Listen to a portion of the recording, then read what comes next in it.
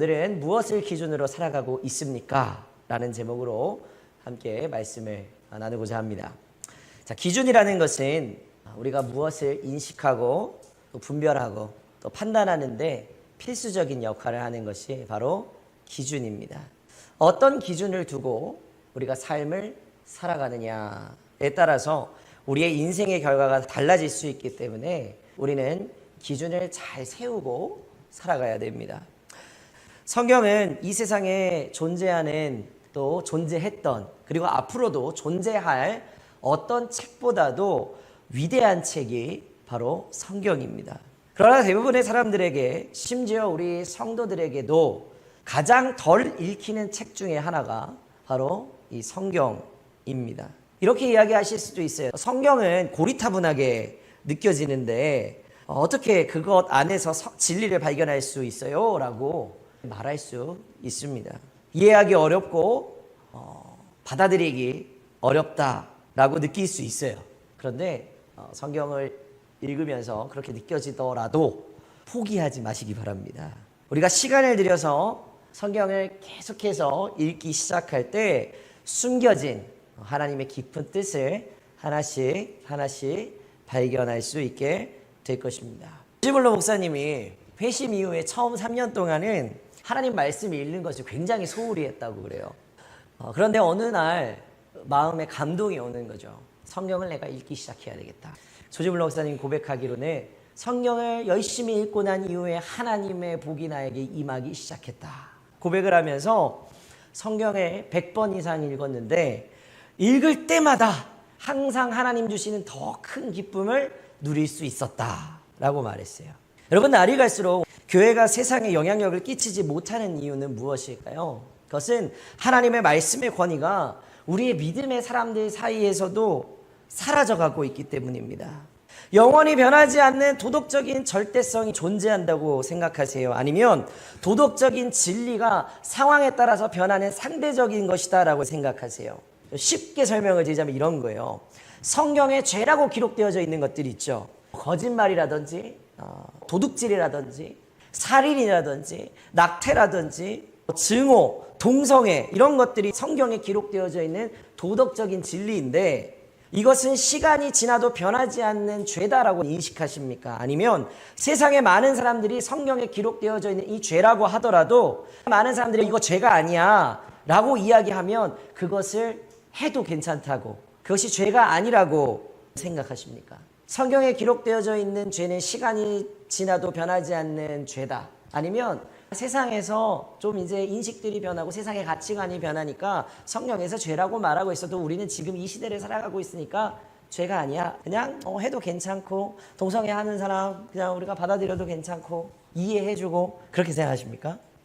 아마 우리 안에서도 나이가 어리면 어릴수록 세상 많은 사람들이 죄가 아니라고 생각하면 그것을 해도 괜찮다라고 생각하는 비율이 많을 거예요. 술, 담배 그런 것들 똑같습니다. 그런데 분명한 것은 세상에 많은 사람들이 죄가 아니라고 말했을 때 우리가 성경에 기록된 죄악된 행동들을 내가 하고 있고 또 해도 괜찮다고 말하고 있다면 우리 안에서 성경이 세상의 기준에서 밀려났다고 봐도 무관합니다. 세상의 기준을 성경이 말하고 있는 기준보다 더 우선시하고 있다는 것이죠. 우리가 죄를 다른 단어로 충분히 말할 수 있습니다. 그런데 이름을 바꾼다고 해서 그게 죄가 아닌 것은 아니에요. 분명히 오늘 우리가 읽은 105절 말씀에 주의 말씀은 내 발의 등이요 내 길의 빛이니이다 라고 말씀하고 있습니다. 자, 하나님의 말씀은 분명히 우리 가운데 죄라는 것이 무엇인지를 알려주고 있습니다.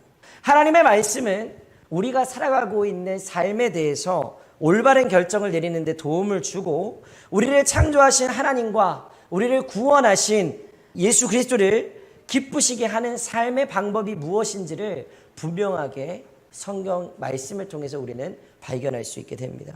그런데 문제는 우리는 하나님의 말씀인 이 성경을 우리의 삶의 우선순위로 두지 않고 세상의 다른 많은 기준들을 적용하고 성경보다 하나님의 말씀보다 더 우선순위에 두고 살아가고 있다는 것입니다. 여러분 가슴에 손을 얹고 한번 생각해 보십시오. 무엇을 여러분이 결정할 때 성경이 그 결정에 유리하면 말씀을 기준으로 삼고 그것을 결정하고, 만약에 성경 말씀이 무언가 내가 결정하는데 유리하는데 작용하지 않으면 세상의 기준을 먼저 적용하고 있지는 않습니까? 세상 사람들도 괜찮다고 이야기하는데 그 정도쯤은 괜찮아, 그렇게 이야기하고 있지는 않습니까? 여호수아는 자신의 인생을 마무리하면서 이스라엘 백성들에게 이렇게 권면합니다. 여호수아 24장 14절과 15절 말씀인데요. 그러므로 이제는 여호와를 경외하며 온전함과 진실함으로 그를 섬기라. 너희의 조상들이 강 저쪽과 애굽에서 섬기던 신들을 치워버리고 여호와만 섬기라.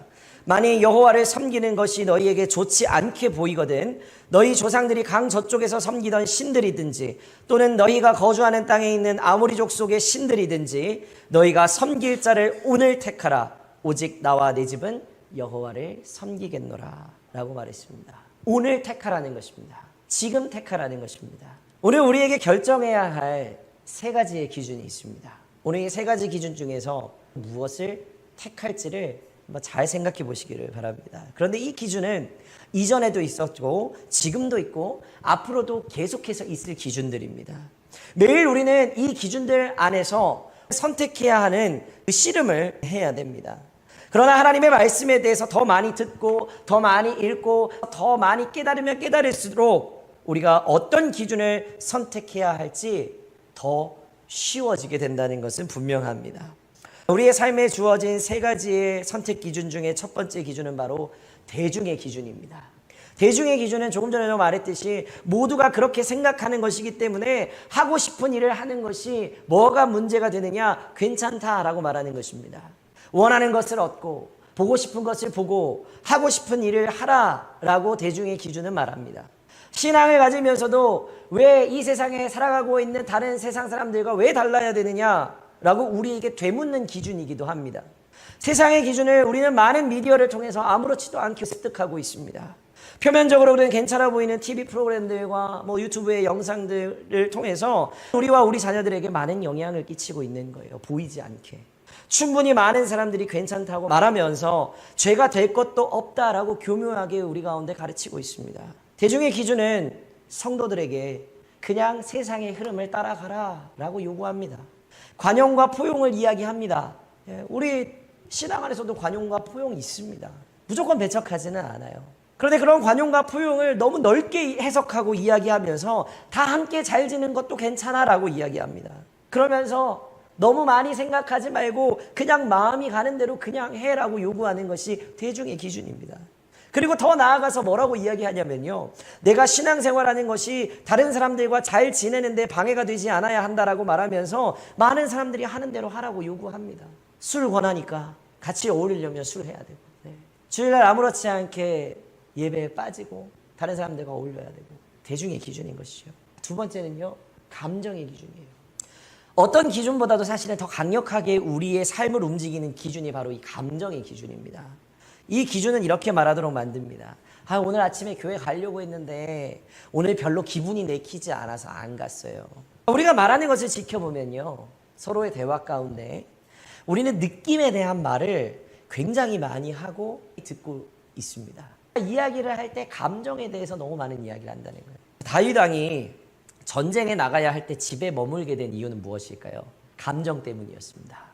지난주에 잠시 언급했던 다윗이 밧세바를 범하게 된 이유가 그 여자가 심히 아름다워 보이는 감정 때문이었습니다. 예수님을 십자가에 못 박도록 만든 것도 화가 나고 흥분한 군중들의 감정 때문이었습니다.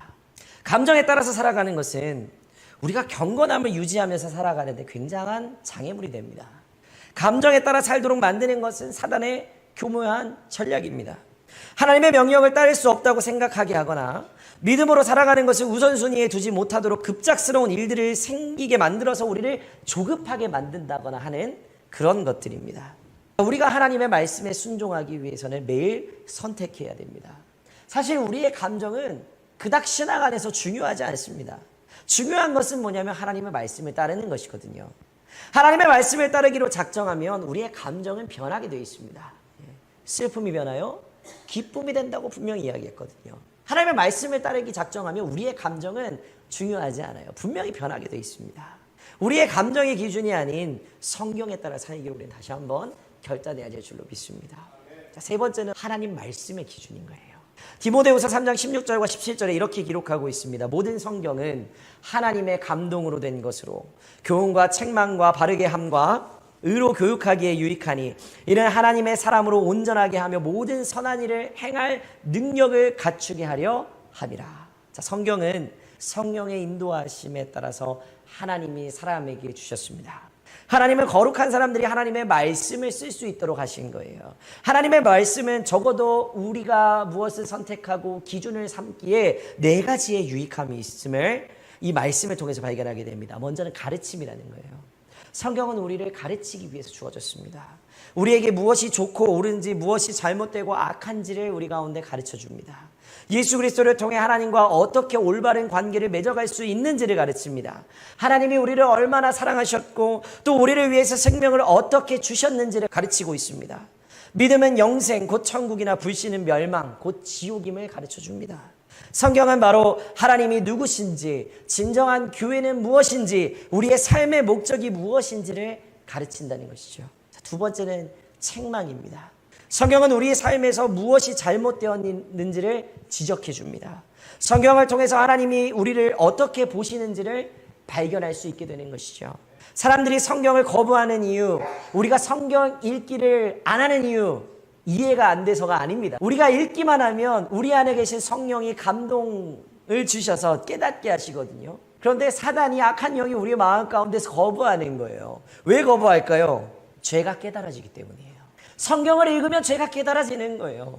하나님 앞에서 우리가 얼마나 모순되게 살아가고 있는지, 하나님의 말씀에 얼마나 위배된 삶을 살아가고 있는지 깨달아지니까 성경 읽기 싫어지는 거예요.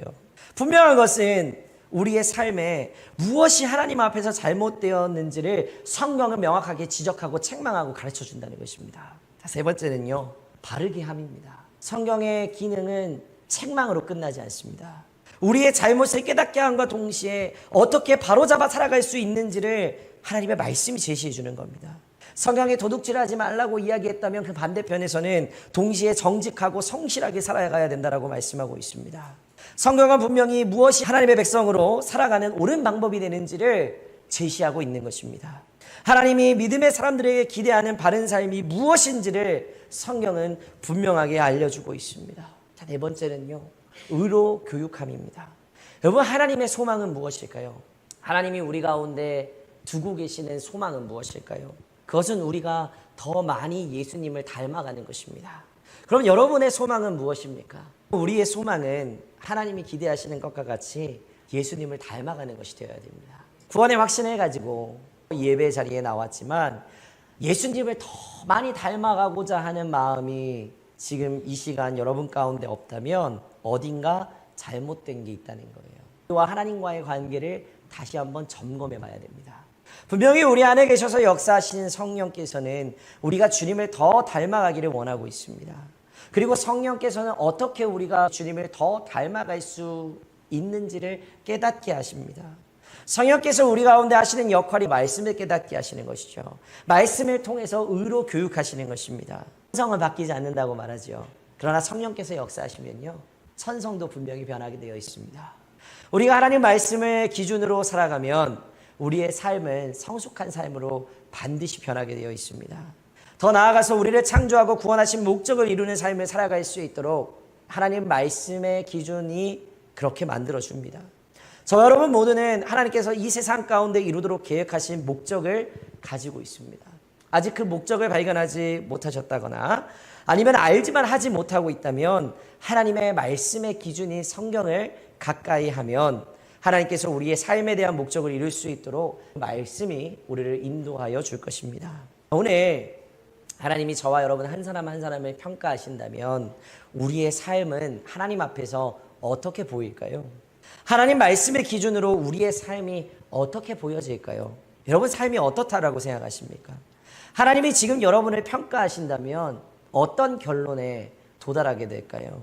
우리는 우리 스스로를 속이고 있는지도 모릅니다. 이 정도면 괜찮아. 이렇게 주일날 예배 지키고 있으면 이 정도면 괜찮은 거 아니야? 그런데 여러분, 그것은 내 기준입니다. 내 기준이에요. 하나님 말씀의 기준이 아닙니다.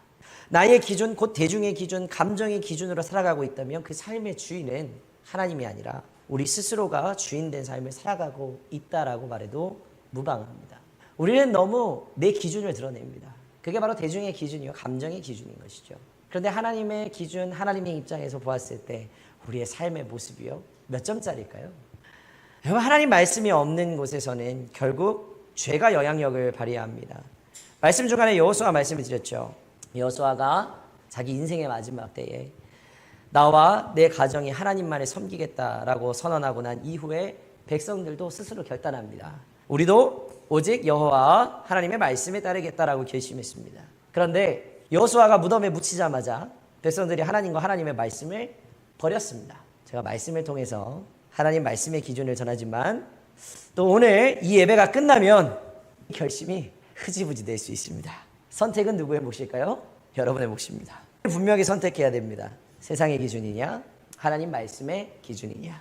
우리의 삶도 부응하고 여러분 가정도 부응하고 우리 세움교회도 부응하기를 원합니다. 그렇다면 우리는 어떤 기준으로 살아가야 되냐? 하나님 말씀의 기준으로 살아가야 되는 것입니다. 하나님 말씀의 기준으로 살아서 하나님 기뻐하시는, 하나님 마음에 합한 자로 하나님 앞에 영광을 돌리는 저와 여러분, 그리고 우리 세움교회 공동체가 되어지기를 주님의 이름으로 간절히 축원합니다. 기도하겠습니다.